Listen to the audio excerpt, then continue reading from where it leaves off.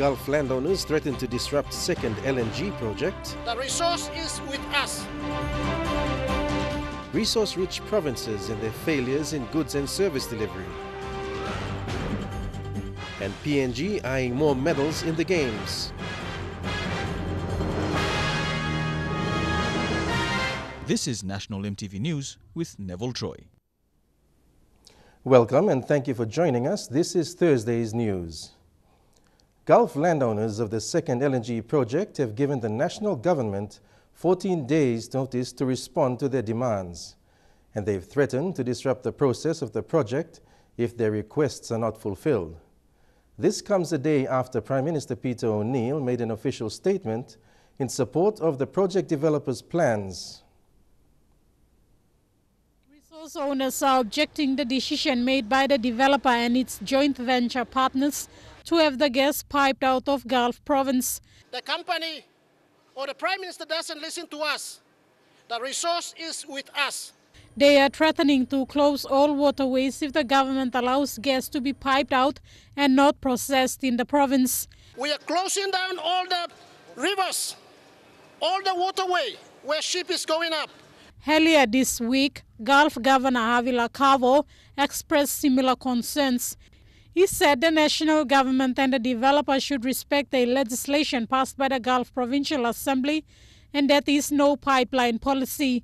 We continue to maintain that Gulf LNG project belongs to the people of Gulf Province and Papua New Guinea. Today, the governor was with the concerned resource owners showing moral support. In a statement released yesterday, Prime Minister Peter O'Neill said joint venture partners will make a number of announcements after surveys and analysis are done on specific construction items. Michelle Amba, National EMTV News. The National Economic Fiscal Commission has revealed that resource-rich provinces in Papua New Guinea have failed to spend on priority areas for the provision of goods and services delivery. Chairman and Chief Executive Officer Horace Suve told EMTV News the trend shows more money is spent on administrative costs rather than on priority areas. Fabian Hakalitz has more. Resource-rich provinces are provinces with higher levels of internal revenue, mainly royalty income and GST, or many resources like mining, oil and petroleum. According to Mr. Suve, these provinces continue to sit at the foot of the table: Southern Highlands, New Ireland, Western, West Britain, Enga and Murube. The pattern of declining revenue is visible with deep spending. Over the last 7 years, the trend's been showing that provinces' priority is not on service delivery. Level of spending on recurrent goods and services in priority areas is still low and overall inadequate, but there are real signs of improvement. The trend of spending will improve only if these provinces allocate more funding to support basic services delivery. We need to have a bit more dialogue with them and encourage them to put their money to service delivery, because funds and grants alone is not enough. Mr. Suve said that internal revenue needs to be used to support the delivery of core services, and provinces need to consider their resource envelope funding allocation. Fabian Hakalitz, National EMTV News.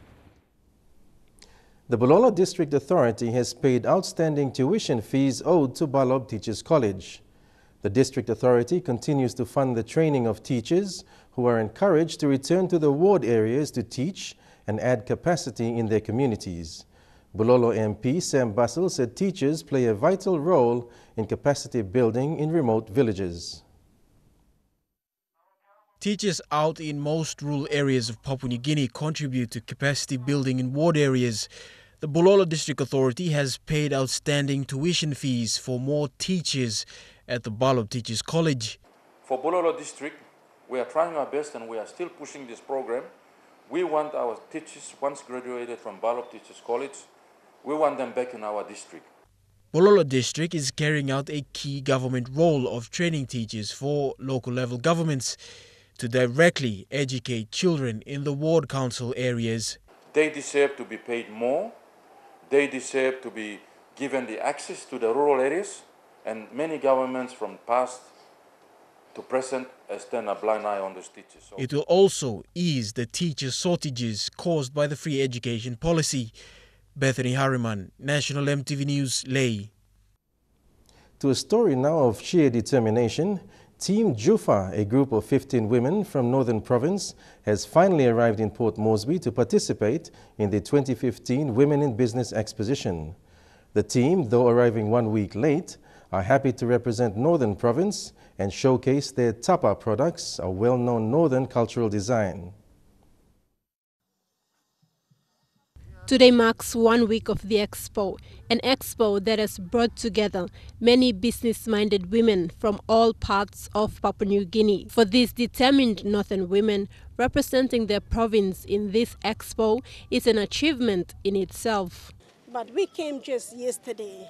We flew in yesterday, that's why it was a bit late for us, but Mipla just like put the Mipla yet out on same long media by all the service always doing something. The expo showcases 4 different categories, which are arts and crafts, fresh produce, sewing and catering. Liakova is specialized in weaving bilums, particularly with PNG's national flag color of black, gold and red. She said though there wasn't a good turnout of customers, the expos gave her an opportunity to display her products.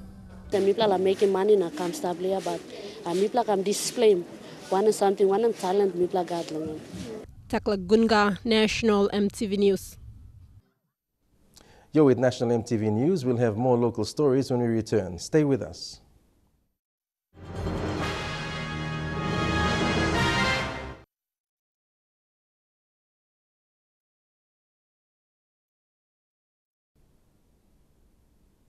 Welcome back to the news. Continuous power outages in Mount Hagen are causing water disruptions in the city. Water PNG says the generator that caters for these disruptions is failing due to overuse. Water PNG has not been able to get an assurance from PNG Power on when the power outages will stop.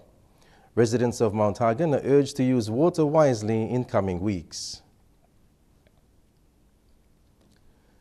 A mother of 5 has raised concerns about the way a police officer evicted her children out of their family home late last month. Nauna Pondrele describes the actions by a few lay policemen as inhumane. Widow Nauna Pondrele and her 5 children were kicked out of a house they occupied for 13 years and into their neighbor's front lawn. These pictures show her belongings now lying in front of her neighbor's house. She and her children have been living in the house using a state declaration. Her children have been sleeping on these beds under a makeshift tent. Papa Mama Brodesla house. Even losing properties that long. Pikinini. Stanley Sands. Na Papa Mama Brodesla house all client belong Pola Yabo.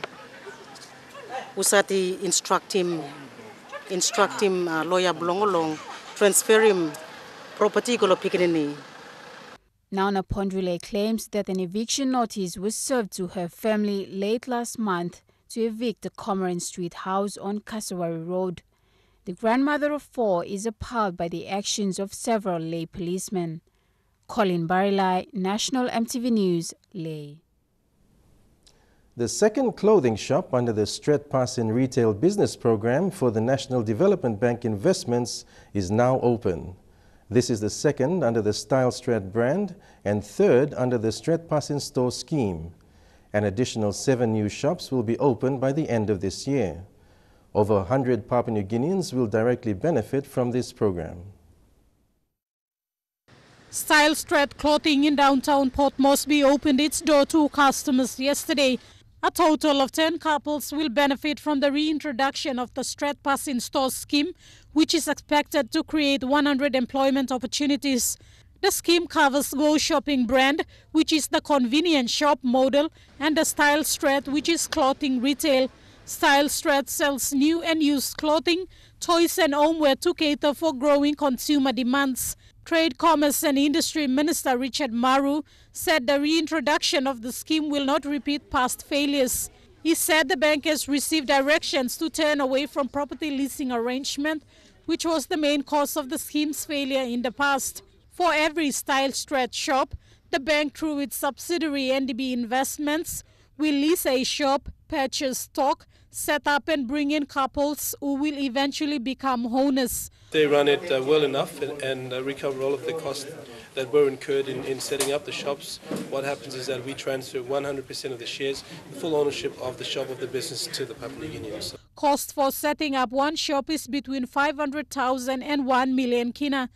The program expects to generate 2 million kina from sales each year and profits of 200,000 kina annually. Michelle Amba, National EMTV News. The Gulf political saga continues, with Havila Kavo maintaining that he is the legitimate governor of the province. Recently, local Gulf MPs claimed that the Attorney General recognizes the deputy governor as the reigning governor.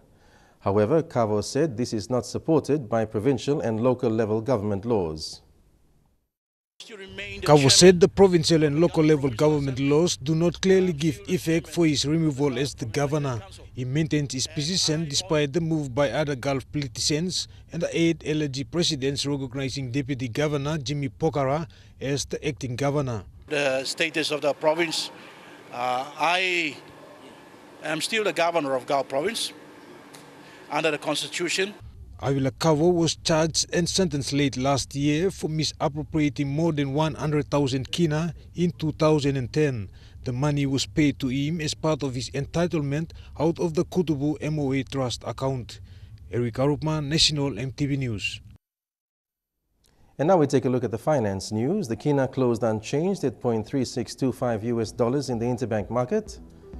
And at Bank South Pacific, your kina was buying $0.355 US, 0.4749 Australian dollars, 0.3167 euro, and 42.43 Japanese yen. Looking at commodity prices at New York close, gold, coffee, and cocoa all closed higher, while copper closed the day lower. Palm oil and crude oil closed lower, while copper closed the day higher. And lastly, on the stock market, the Dow Jones closed at 261 points lower, the All Ordinaries closed at 50 points higher, and the ASX closed at 51 points higher. You're with National EMTV News. We'll catch all the sporting action on Trukai Sports. That's next. Stay tuned.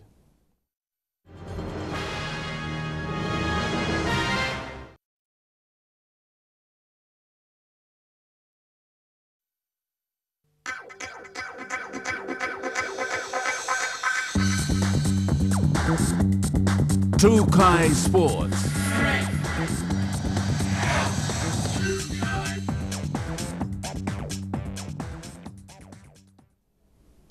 Welcome to Trukai Sports. In news just in, the PNG Palais have just thrashed Tahiti 48-0 in what was an exhilarating match just minutes ago. The game was off to a magnificent start right after kickoff, with Menda Ipat scoring Papua New Guinea's first try. After scoring in the first minute, the Palais were backed by a vocal crowd, assisting with the build-up of momentum, allowing Priscilla Rema to score the second.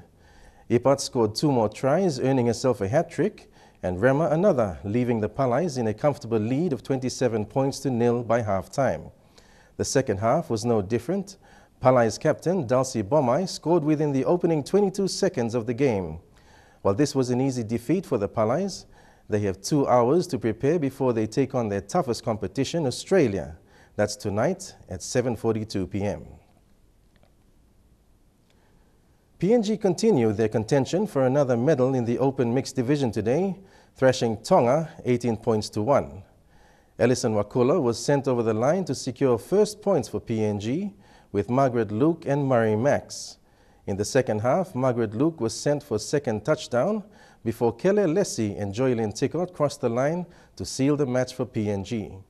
And in a tough encounter, PNG equalized Samoa in a 7-all draw. With a silver medal under their belt, Samoa was out to redeem their place against PNG. Both teams locked horns to a 2-all draw by half-time. Samoa crossed the line to take the lead over PNG 7 points to 6. Captain Yuwari Sarufa added 3 more touchdowns. Eugene Eka equalized the scoreline minutes away from full time. PNG will take on Cook Islands in their last round-robin match against the Cook Islands before heading into the semi-finals tomorrow. PNG karate team has sent 21 athletes to represent the country under the guidance of Sensei Trevor Roberts and the team's technical official Alan Key. President Carl Murray is adamant the team is ready to make PNG proud. Godwin Eki with more. Today, President of PNG Karate Federation Carl Murray, team official Sensei Trevor Roberts, and team technical official Alan Key gave an update on Team Karate's preparations. We prepared them perfectly now. They're just ready to go. They're just resting up and just ready to rock and roll, so to speak. Yeah. It's been a great preparation in the last couple of months that we've been coming through. So hopefully they're going to do really well. I saw their training session for the first time in a month. I just arrived yesterday, and they are looking very, very sharp, very accomplished, very fit, and very eager. But what Sensei Trevor, as well as Sampai Alan, has put into the athletes, as well as the PNG official, will go a long way, even before the Pacific Games. That's what I'm really happy with. Thank you. The trio are confident the athletes are at their best and are ready to take on some gold medal performances. The team will move into the Games Village tomorrow in preparations for the kickoff of the karate competition Monday next week. Godwin Eki, National EMTV Sports. And we now cross over to Godwin Eki, who has just made it to the Tarama Aquatic Center with a preview of the swimming that's going to be coming up straight after the news.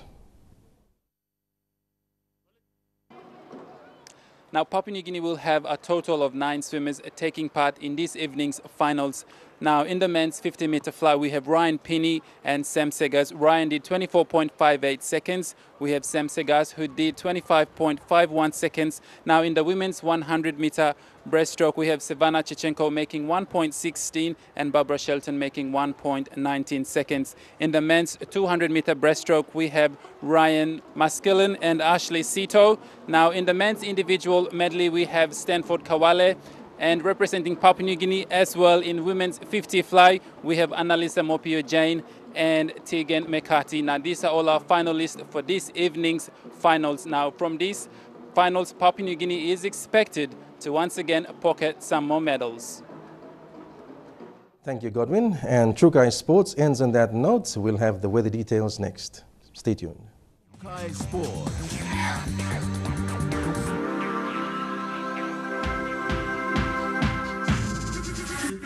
Trukai Sports.